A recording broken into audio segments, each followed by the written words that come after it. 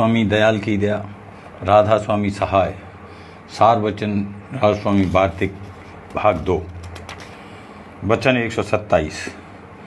परम पुरुष पूरनधनी कुल मालिक स्वामी जी महाराज फरमाते हैं, सत्संगियों की आपस में प्रीत होनी चाहिए, और जो ईर्ष्या रही तो कुछ आनंद सत्संग का नहीं आवेगा।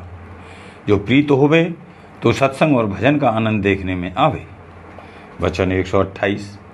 संतों का क्रोध दाती है और संसारियों का क्रोध घाती है, पर इस बात को संसारी नहीं जानते हैं, वह संतों को क्रोध ही जानते हैं।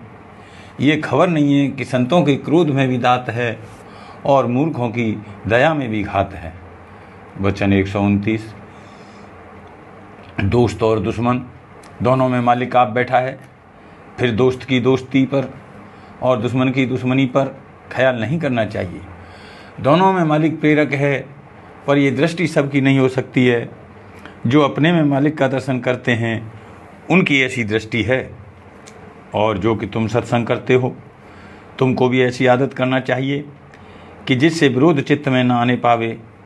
सो ये बात जल्दी हासिल नहीं होगी। जब हर रोज़ सत्संग करोगे और नित्य अंतर्मुख अभ्यास करोगे तब कोई काल में हासिल होगी। वचन 130। सकल पसारा आदि से अंत तक मांस का है, पर इसमें नाम उत्तम है। सो जिन्होंने सतगुरु को मुख्य कर लिया है वह तो बचेंगे, नहीं तो जैसे और जीवों का मांस पकाया जाता है इसी तरह उनका मांस 84 की अग्नि में पकाया जाएगा। वचन 131। विषयों की प्रीत में जो कि बारंबार नरक की ले जाने वाली है, ये मन दौड़ कर जाता है, और नाम और सतगुरु की प्रीत से जो कि सदा सुख देने वाली है भागता है। वचन 132। संत करामात नहीं दिखाते हैं, अपने स्वामी की मौज में बरतते हैं और गुप्त रहते हैं। जो स्वामी को प्रकट करना अपने भक्त का मंजूर होवे तो करामात दिखावें, और जो गुप्त रखना है तो करामात नहीं दिखाते हैं, क्योंकि करामात दिखाई पर संतों को जल्द गुप्त होना पड़ता है और सच्चों का आकाज और झूठों की भीड़ भाड़ होती है। इस वक्त में करामात दिखाने का हुक्म नहीं है, और जो करामात देखने की चाह रखते हैं वह परमार्थी भी नहीं है। वचन 133। हिंदू और मुसलमान दोनों में जो अंधे हैं उनके वास्ते तीर्थ, व्रत, मंदिर और मस्जिदों की पूजा है, और जिनको आँख हैं उनके वास्ते भक्त के सतगुरु की पूजा है। हर एक के वास्ते ये बात नहीं है, सिर्फ सत्संगी को और जिनको आँख है उन्हीं को सतगुरु की कदर होगी। दृष्टांत, एक शख्स है, वह लुकमान हकीम की तारीफ़ करता है और वक्त के हकीम की निंदा करता है।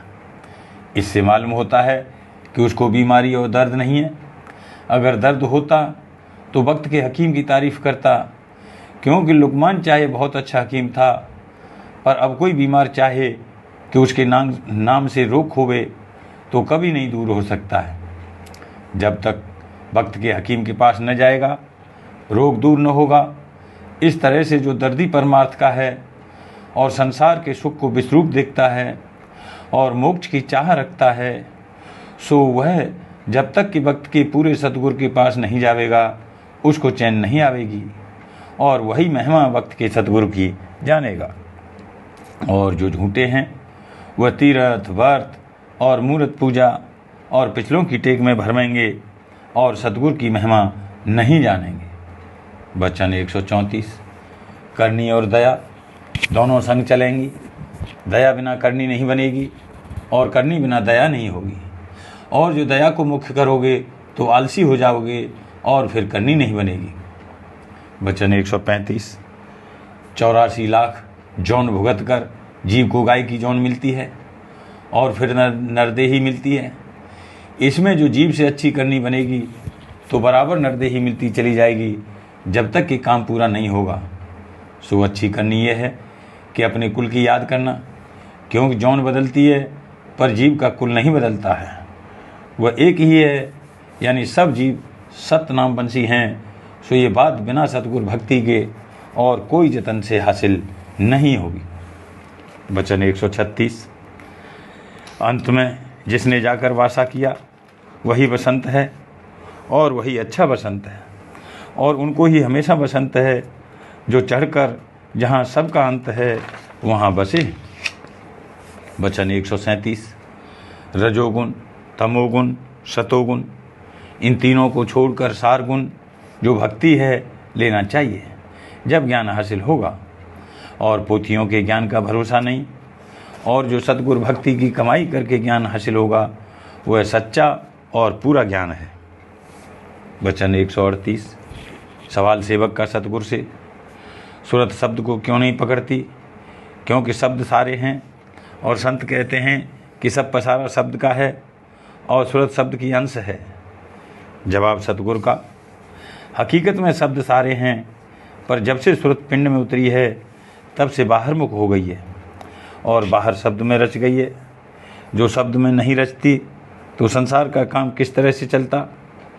अब जब तक सतगुरु पूरे न मिलें और उनकी शरण न लेवे, तब तक अंतर्मुख शब्द को नहीं पा सकती है। जैसे माता और पिता की शरण लेने से संसार में फंस गई है, ऐसे ही जब सतगुरु की और उनकी सत्संग की शरण लेगी तब इस संसार के जाल से निकलेगी। वचन 139। इस वक्त में मन के निर्मल करने के लिए सिवाय सतगुरु और नाम की भक्ति के और कोई उपाय और जुगत नहीं है। और जो लोग तीर्थ और व्रत और जतन वास्ते निर्मल करने मन के कर रहे हैं, सो उनसे कुछ फ़ायदा नहीं होगा। ये सच है कि सतगुरु पूरे का मिलना मुश्किल है, पर खोजी और संस्कारी को सहज में मिल जाते हैं। वचन 140। कोई मुसलमान नादान ऐसा कहते हैं कि मुर्शिद यानी सतगुरु को किसी से सिजदा कराना नहीं चाहिए, क्योंकि मुर्शिद को तो सब में खुदा नज़र आता है, इसलिए खुदा से सिजदा कराना मुनासिब नहीं है। सो ये उनकी कर्म फहमी है। मुर्शिद का खुदा दाना है और मुरीद का खुदा नादान है। इस सूरत में नादान खुदा को, दाना खुदा का सिजदा करना वाजिब है। और मुर्शिद अपने तई खुदा नहीं कहते, वह तो अपने तई बंदा ही मानते हैं, पर मुरीद पर फ़र्ज है कि वह अपने मुर्शिद को खुदा माने। जब तक खुदा नहीं मानेगा काम पूरा नहीं होगा। मौलवी रूम ने भी कहा है, चूँकि कर दी जात मुर्शिद रा कबूल, हम खुदा दर जातस आमद हम रसूल। यानी मुर्शिद की जात में खुदा और पैगंबर दोनों आ गए। ये उपदेश तरीक़त वालों के वास्ते है, शरीयत वालों के वास्ते नहीं है। और मालूम हुए कि जिस वक्त में पैगंबर साहब जाहिर हुए थे, उस वक्त में इंसान को नजात यानी मोक्ष अपने दर्जे की दे सकते थे, पर अब कुछ नहीं कर सकते हैं। अब इस वक्त में जिस इंसान को मुर्शिद कामिल मिलेंगे और वह उनको खुदा मानेगा, तब काम पूरा होगा, और तरह कुछ हासिल नहीं होगा।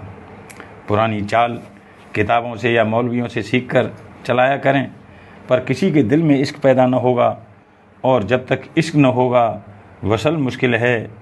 सो ये इश्क पूरे सतगुरु की सेवा और निश्चय से हासिल होगा, और कोई जतन इसकी प्राप्ति का नहीं है। वचन 141। पहले मनुष्य को सीधी सड़क मिलनी चाहिए, फिर मुकाम को पहुंच सकता है, और सड़क सीधी बिना सतगुरु पूरे की प्राप्त नहीं होगी। सो सतगुरु का तो कोई खोज नहीं करता है। तीर्थ, मूरत, व्रत और नमाज, रोज़ा और हज या विद्या पढ़ने में मेहनत करते हैं। इन कर्मों से सिवाय अहंकार के और कुछ फ़ायदा नहीं होगा, और सच्चे रास्ते और सच्चे मुकाम का भेद सतगुरु पूरे ही से मिलेगा। वचन 142। जो लोग की शरीयत यानी कर्मकांड के बंधे हुए हैं, वह हमेशा संसार में बंधे हुए रहेंगे, कभी मालिक के दरबार में नहीं जाएंगे। और जो सतगुरु भक्त की सेवा तन मन धन से करेंगे, वही सच्चे मालिक के दरबार में दखल पाएंगे। और सतगुरु आप ही मालिक हैं, जो उनकी सेवा है वह मालिक की सेवा है। और जो सतगुरु को छोड़कर मालिक को ढूंढते हैं, उनको मालिक कभी नहीं मिलेगा। और जो सतगुरु की सेवा में लगे हैं, उनको मालिक मिल गया। जब आँख खुलेगी तब पहचान लेंगे, और जब तक पूरी आँख न खुले तब तक संत सतगुरुओं के वचन के द्वारे प्रतीत करके सेवा में लगे रहें और सत्संग करते रहें, और सतगुरु के चरणों में प्रीत और प्रतीत बढ़ाते रहें। एक दिन सब भेद खुल जाएगा। वचन 143। मुख्य जतन सतगुरु भक्त की सेवा है। इसी से अंतःकरण शुद्ध होगा। जब अंतःकरण शुद्ध हो गया तभी बख्शिश नाम की होगी। इस वास्ते जो सतगुरु की सेवा में लगे हैं उन्हीं पर सतगुरु की कृपा है। वचन 144। अंतर और बाहर की सफाई बिना शब्द के नहीं हो सकती है। सो पहले स्थूल की सफाई होके फिर अंतर की सफाई होगी। इस वास्ते पहले बाहर का वचन मानना चाहिए और जब तक ये न माना जाएगा तब तक अंतर का शब्द प्राप्त नहीं होगा। वचन 145। भक्ति 4 प्रकार की है, तन मन धन और वचन से। वचन की भक्ति हर कोई कर जाता है, यानी जो पंडित भेष आदि आते हैं वह कहते हैं कि आप पूरे संत हैं और आपके समान इस वक्त दूसरा नहीं है, और हार भी चढ़ा देते हैं। पर जब उनको वह हार प्रसादी होकर दिया जावे तब गर्दन मोड़ लेते हैं। तो मालूम हुआ कि उनका जितना कहना है वह कपट का है और अपना ब्राह्मण और भेषधारी होने का अहंकार नहीं छोड़ते और सतगुरु को गृहस्थी जानते हैं। ऐसे वचन की भक्ति बिल्कुल झूठी है। सच्ची भक्ति उसकी है कि जिसने तन मन धन सतगुरु के अर्पण कर दिया है, यानी इन सब प्रकार से सेवा करता है, और बाकी सब कपटी हैं, इनको भाव नहीं आवेगा, यूँ ही बातें बनाया करेंगे। वचन 146। संत सतगुरु के सत्संग में जीव का आना मुश्किल है, और जो किसी सबब से आ भी गया तो ठहरना मुश्किल है, क्योंकि जिस वक्त संत वेद पुराण और कुरान सबको खंडन करके अपना मत सबसे ऊंचा और न्यारा वर्णन करेंगे, उस वक्त उससे ठहरा नहीं जाएगा। कोई खोजी या दर्दी ठहरेगा, क्योंकि वेद मत का भी निश्चय सुनने से आया है, कुछ देखा नहीं। पंडित और ब्राह्मणों के कहने से प्रतीत करी है, इसी तरह संत वचन की भी प्रतीत करके जिस मुकाम को संत कहते हैं मान लेना चाहिए, पर यह बात खोजी से बनेगी, टेकी नहीं मानेगा। राधा।